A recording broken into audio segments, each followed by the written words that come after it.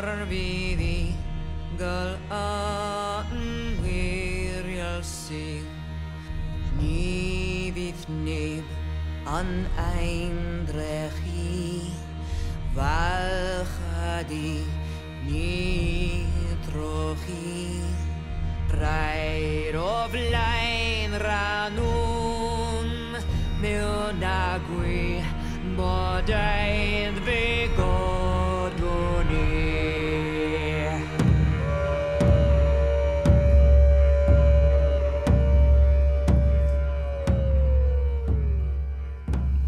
Hello, salut à tous. Alors je vous accueille ici dans ce splendide décor qui est le lac de Bin Al Ouidan au Maroc. Alors aujourd'hui je vous propose une petite séance d'affûtage avec les nouveaux kits nage pinpoint. Donc en fait c'est un kit qui a été développé par Marc Hausen. J'ai suivi une petite formation d'une matinée avec Marc qui m'a bien expliqué les bases de l'affûtage et les différentes techniques pour bien affûter un hameçon. Alors on va mettre ça en application, vous partager ça, on va découvrir ce qu'il y a là-dedans. Ok, alors là je vais vous présenter en fait deux techniques d'affûtage. Donc là j'ai pris deux modèles d'hameçon totalement différents de par la forme, de par la matière. Voilà. Donc on va commencer par le premier, par une version cloud. En fait c'est une version à la base, donc ils ont déjà un super piquant. Je vais vous dire que limite celui-ci on n'a presque pas besoin de l'affûter.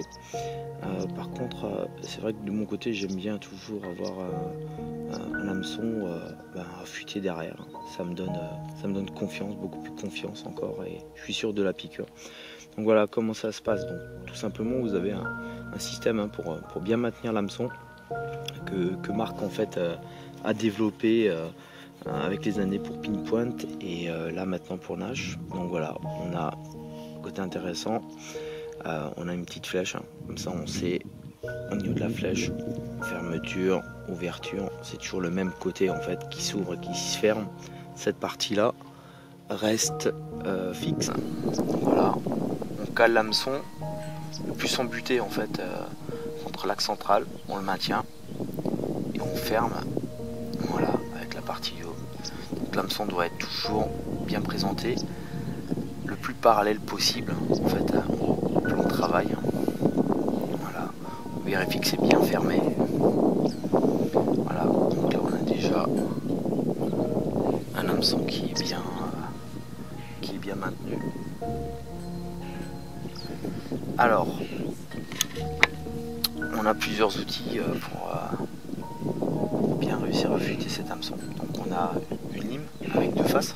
Donc en fait on a une première face qui est une granulométrie assez importante pour enlever le gros du coated, de l'enrobage en fait, et une partie plus fine qui sera vraiment là pour faire on va dire une pseudo finition. Après on va finir avec le gros de la finition avec une lame dont la surface, la granulométrie est ultra fine. Donc voilà, c'est un petit peu plus épais que du papier, on va dire ça comme ça. Alors, pour affûter en fait un hameçon, c'est tout simple. On fait en sorte de toujours avoir la pointe, donc suivant que vous êtes gaucher ou droitier, donc là je suis droitier, la pointe de l'hameçon vers l'extérieur. On maintient bien d'un côté avec le pouce en appui en fait sur l'hameçon. Voilà. Et on se sert de la partie régula, la partie la plus rugueuse. Et là on va exercer un léger appui dessus en cherchant la forme déjà de la pointe. Alors je mets une légère pression dessus, ça sert à rien d'appuyer fort. Le but c'est vraiment d'enlever l'enrobage, d'enlever le coated. Voilà. Et on se sert de toute la longueur de la ligne. D'accord ? On commence bien. Voilà. 2 fois, ça suffit. Alors, une petite précision. Donc là on va attaquer de l'autre côté. Alors c'est pas évident, on est droitier. Ce côté là, pas de souci. Ce côté là, on a un petit peu moins de force pour le maintien, c'est pas évident. Alors, il y a une petite technique que Marc m'a montré, il faut juste le retourner. Voilà. On fait exactement la même chose. On garde l'appui, comment dire, l'hameçon en contact en fait sur le pouce. Par contre, au lieu de pousser, on va revenir parce qu'on va garder le même sens d'affûtage. D'accord? Donc on démarre pareil, du bout, on suit la forme et on revient une fois. Voilà, 2 fois. Je retourne. Je vais attaquer un petit peu la face de la pointe. Donc là, pareil, on suit la forme de l'hameçon. Et là déjà, on entend le petit bruit d'accrochage. C'est juste énorme. Là, on sent déjà que la pointe en elle-même est différente. Elle est beaucoup plus agressive. Elle reste beaucoup plus facilement collée au doigt. Voilà, là on sent le piquant.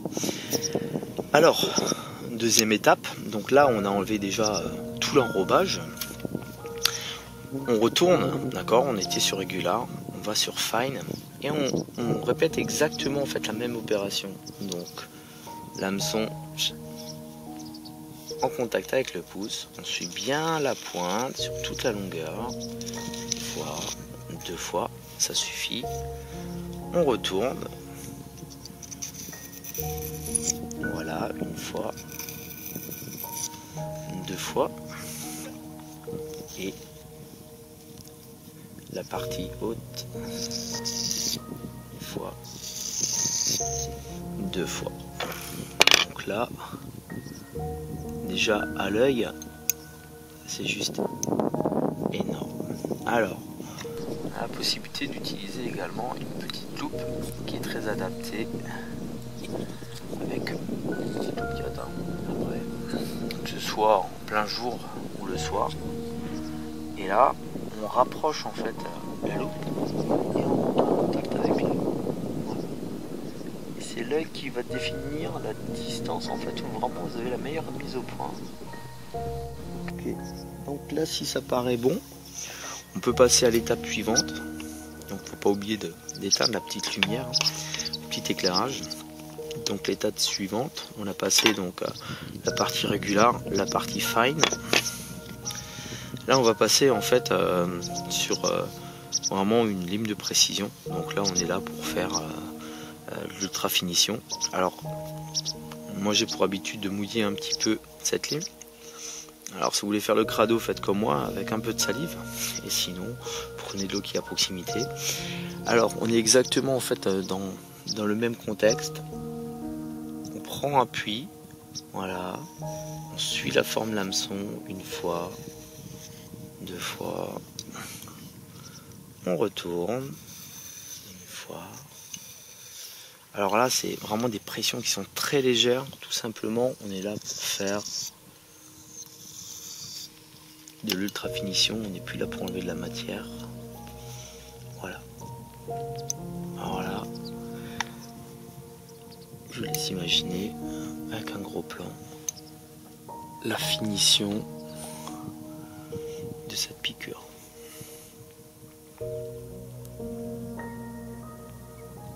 Voilà, c'est juste génial.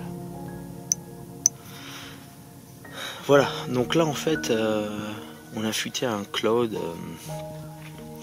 en fait sorti directement du paquet.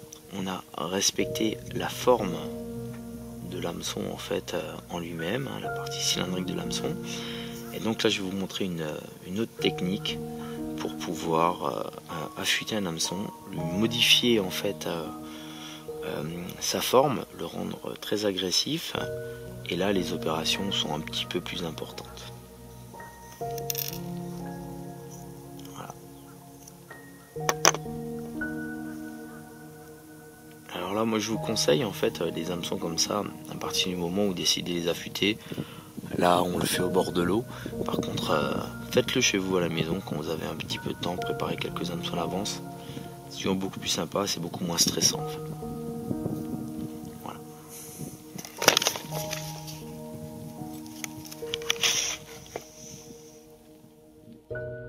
Beaucoup plus de matière. Donc là en fait je vais quasiment en fait lui casser sa forme, lui redonner carrément une nouvelle forme. Donc On est plus dans l'innovation. Voilà, alors tout simplement, pourquoi? Parce qu'en fait, certaines formes d'hameçons, on peut les rendre encore beaucoup plus agressives qu'elles ne sont déjà. Mais par ça, il faut passer un petit peu par du gros affûtage. Donc là, je me sers vraiment de la partie régulière. Hein. Je passe 3-4 fois dessus pour lui casser la forme. Donc là, en fait, il y a carrément un méplat qui est en train de se former. Donc pareil, au niveau des angles, je vais bien insister, vu que l'hameçon lui-même a une forme cylindrique. Moi, je vais lui casser en fait cette forme cylindrique et rajouter un angle en fait. Hein. Donc là, toujours pareil, même principe. On va chercher toute la longueur pour râper le maximum possible.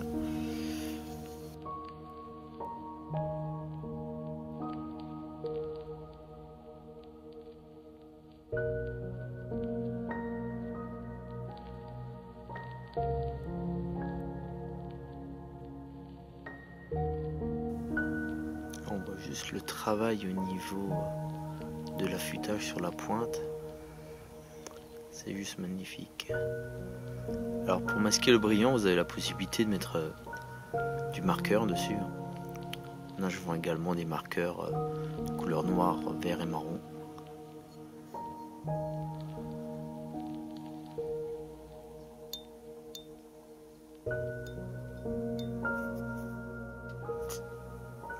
Voilà, grosso modo, ça c'est sa forme avant. Et voilà, et ça c'est après.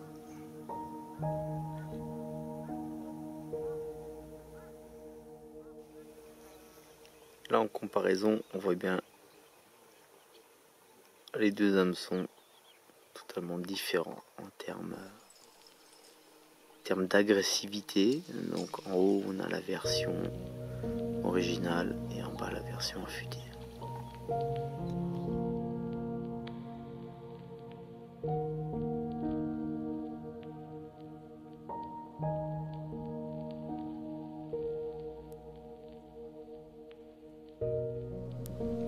Donc voilà, ce petit tuto sur l'affûtage est fini. Alors n'hésitez pas, vous pouvez partir avec votre petit kit d'affûtage au bord de l'eau.